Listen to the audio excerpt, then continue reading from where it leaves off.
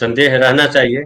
और भविष्य इसीलिए खास है, भविष्य इसीलिए किसी की मुट्ठी में नहीं है, भविष्य इसीलिए किसी की जेब में नहीं है। भविष्य जो है संभावनाओं और संदेहों के साथ उन दोनों के बीच में बहता है। ये बड़ी अच्छी बात है और यही उसकी खासियत है। अगर वो न रहे तो फिर मजा खत्म हो जाता है। और जीवन में मजा तभी है जब होगा या नहीं होगा लगा रहता है। लास्ट गेंद पर छक्का मारना है, लगेगा या नहीं लगेगा, वही मजा। अगर पता हो कि 10 गेंद है और 2 रन बनाना है तो अरे यार ये तो जीत ही जाएगा। तो आनंद भी तभी है जब संदेह बना रहे, संभावना बनी रहे। मैं भारत भाई, मैं आपके पास आता हूँ। जो सुरेंद्र दुबे भाई साहब बोल रहे हैं बहुत गंभीर बात कर रहे हैं, और हमारे जो दर्शक कुछ लिख रहे हैं वो भी बड़ा गंभीर लिख रहे हैं। देखिए, मजाक है लेकिन बड़ा गंभीर है। अच्छा, आचार्य प्रशांत मिश्रा जी बोल रहे हैं कांग्रेस कहती है कि मेरे पास दलित आदिवासी मुस्लिम मराठा है, तुम्हारे पास क्या है। भाजपा कहती है मेरे पास ईवीएम है। एक और साथी लिख रहे थे कि हमारे पास जो है ईसीआई भी है। तो इस तरह की चीज लिख रहे हैं, लेकिन ये हालांकि वो मजाक के तौर पे है, लेकिन मजाक कड़वा मजाक है। मजाक सच, ऐसा मजाक है जो सच है। ये बड़ा दुखद है। दूसरी तरफ एक प्रचारित किया जा रहा है कि लाल चौक जो कश्मीर है, वहां पे देखिए क्या दिवाली मनाई जा रही है ना। पूर्ण राज्य का दर्जा नहीं देंगे, लेकिन दिवाली मनाई जा रही है जबरदस्त। और कश्मीर में एकदम सब सही हो गया। परसों ही कश्मीर के बारे में बोला, कल ही बोला शायद 31, कल ही बोला मोदी जी ने कि देखिए हमने 370 खत्म कर दिया, कश्मीर हमारा हो गया। अब जो है कहीं कोई गड़बड़ी नहीं है, एक देश एक संविधान है। संविधान के शपथ ले रहे हैं जम्मू कश्मीर के मुख्यमंत्री। क्या ये सोचे समझे तौर पे ये किया जा रहा है? जिस तरह से वो भाषण कर रहे हैं और लगातार मुसलमानों को ही टारगेट करते हैं, मुसलमान मेन फोकस में होता है। और क्या आपको लग रहा है कि महाराष्ट्र में ये मुस्लिम चैप्टर भी काम करेगा? हालांकि एक साथी हमारे लिख रहे हैं कि मुस्लिम चैप्टर जो है वो हैदराबादी के साथ चला गया है। हैदराबाद यानी ओवैसी साहब। मुझे हालांकि ऐसा नहीं लगता है। हम आएंगे पूरे हिसाब से तो इस पर और डिटेल बात करेंगे। लेकिन ये बतलाइए कि अगर सरकार महाविकास आघाड़ी की हो जाती है, अडानी से वो भी नहीं लड़ेंगे मुझे ऐसा लगता है। लेकिन अडानी की थोड़ी मुश्किलें बढ़ सकती हैं, नई चीजें हो सकती है। तो अडानी साहब तो चाहेंगे कि सरकार वही आए जो उनकी पसंद की सरकार हो। उनकी पसंद की सरकार मतलब उन्हीं की जेब में बैठी सरकार हो। तो क्या आपको लगता है कि मैनिपुलेशन जो है, सत्ता का मैनिपुलेशन, ईसीआई का मैनिपुलेशन और चीजों का मैनिपुलेशन अब हमारे लोकतंत्र में बहुत भारी पड़ गया है? लोकतंत्र हमारा अब सिर्फ कहने के लिए है।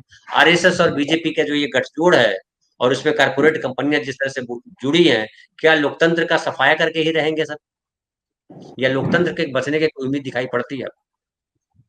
जी धनंजय जी, अभी दो चीजों का इशारा हुआ है।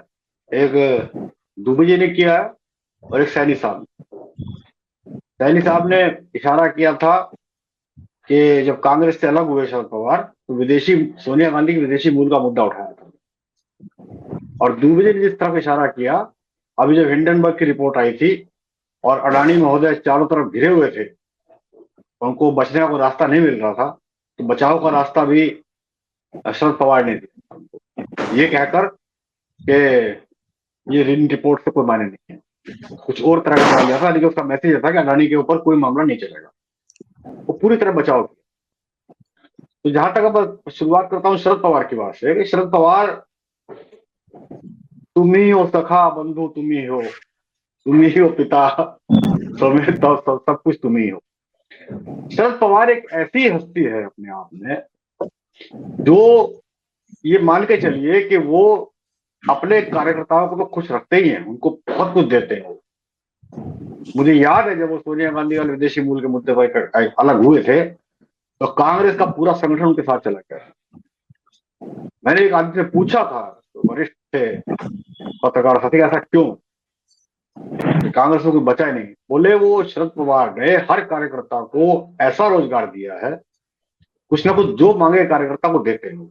किसी को पेट्रोल पंप, किसी को राशन की एजेंसी, जैसा जो अच्छा लगे देते हैं। और तीसरा चीज एक और है, महाराष्ट्र में और उत्तर प्रदेश के अंदर, अभी गन्ने का जिक्र किया था आपने, हमारे यहाँ गन्ना की राजनीति को ही डोमिनेट करती है। गन्ना राजनीति ही यहाँ की राजनीति को डोमिनेट करती है, जबकि महाराष्ट्र में गन्ने का कोई वैल्यू नहीं। वजह क्या है कि महाराष्ट्र में चीनी मिलें सारी कोऑपरेटिव में, हमारे यहाँ सारी चीनी मिलें प्राइवेट में। वहां गन्ने का दाम गिरता है तो किसान को फर्क नहीं पड़ता, हमारे यहाँ गन्ने का दाम गिरता है तो किसान की मेहनत खत्म हो जाती है। उसको चीनी के दाम का लाभ मिलता है वहां के किसान को, महाराष्ट्र के किसान को। और सारी कोऑपरेटिव चीनी मिलों पर शरद पवार का आधिपत्य है। ये कमाल है। जब सारी चीनी मिलें, मतलब चीनी लॉबी ही वहां की बड़ी मशहूर है। चीनी लॉबी, खेती में प्याज लॉबी, ये दो लॉबियां मुश्किल चलती हैं। तो उनका कोऑपरेटिव चीनी में दखल होने से, सर्वस्व हाथ होने से, वो शरद पवार अपने आप में महाराष्ट्र की राजनीति की धुरी बने। धुरी बनने की वजह से हम उनको कोई चाणक्य कह ले, कोई उनको कह ले कि उनके बिना इशारे के पत्ता नहीं हिलता, वो सब चीजें कुछ भी अपने अपने परिभाषा में कही जाती है। अब मुझे लगता है कि महाराष्ट्र के अंदर तीन मुद्दे ज्यादातर चलते हैं। एक तो पार्टियों को तोड़ा तो गद्दारी का सवाल पैदा होगा आम जनता के अंदर, क्योंकि शिवसेना, उद्धव को ही शिवसेना का असली वारिस माना जाएगा। ये भारतीय संस्कृति की परंपरा। शरद पवार को ही असली एनसीपी माना जाएगा। एक तो गद्दारी का मुद्दा, और एक आपका रहेगा उद्योगों को गुजरात में स्थान देने का मुद्दा, और तीसरा रहेगा आपका मराठा आरक्षण। ये तीन अगर मुद्दे चल गए तो महाराष्ट्र विकास आघाड़ी का एक प्लस पॉइंट मिलेगा। लेकिन अगर तीनों मुद्दे नहीं चलते, कुछ और पेच आ जाते हैं, जैसे कि हरियाणा की स्ट्रेटेजी बताती है, हरियाणा के चुनाव बताते हैं कि वहां जो निर्दलीय उम्मीदवार के ऊपर जो भाजपा ने इन्वेस्ट किया था, वो उसको बड़ा अच्छा लाभकारी मूल्य देकर गया, रिटर्न बहुत अच्छी दी है उसने। वही चीज मैं आज देख रहा था इस वेबसाइट पर कि वहां रोहित अखिलेश पाटिल नाम के एक चुनाव क्षेत्र का नाम मेरे ध्यान नहीं आ रहा, कि वहां रोहित अवधेश पाटिल के नाम से मिलते जुलते 4 कैंडिडेट खड़े कर दिए गए। आघाड़ी का भी अवधेश पाटिल है और 3 निर्दलीय खड़े किए गए। निश्चित तौर पर भाजपा के द्वारा प्रायोजित होंगे। यानी कि भाजपा अपनी तरफ से ईवीएम का खेल, सारे खेल, चुनाव निर्दलीयों का खेल, वो सारे खेल खेलेगी। वो मतलब माइक्रो लेवल पे चुनाव को हारना नहीं चाहते। लेकिन मैं फिर एक बात कहता हूं, अगर आपने महाराष्ट्र की राजनीतिक नब्ज को पकड़ना है तो वहां के कारपोरेट की नब्ज को पकड़ लीजिए। अगर कारपोरेट चाहेगा तो वहां सरकार बदली जाएगी, नहीं चाहेगा तो सरकार नहीं बदलेगी। ये तय है बात। और अगर किसी वजह से विकास आघाड़ी आ गई तो मान लीजिए दिल्ली खतरा दिल्ली की तरफ बढ़ेगा। अब देखना यह है कि कारपोरेट हमारा किस दिशा में जा रहा है। वो दिल्ली को गिराना चाहता है तो महाराष्ट्र को जिता के ले जाएगा, विकास आघाड़ी को डिस्काउंट देगा। और अगर दिल्ली को बचाना चाहता है तो विकास आघाड़ी को किसी भी कीमत पर सरकार नहीं बनाने देगा।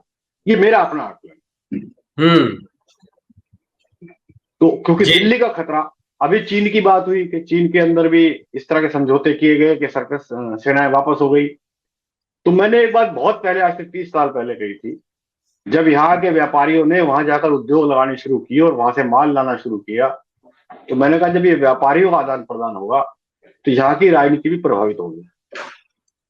अगर ये व्यापारिक हित अभी तक अमेरिका के हाथ में थे, अब वो चाइना के साथ अगर उनके जुड़ते हैं तो निश्चित चाइना से आपके संबंध सुधरेंगे। वो चाहे सेनाओं की वापसी हो, इवन चाहे मोदी जी को भी दोबारा शी जिनपिंग को झूला झुलाना हो तो वो कोई गुरेज नहीं करेंगे, क्योंकि वो कारपोरेट को रिप्रेजेंट करते हैं। जी ठीक है, कुछ और ठीक है। जी।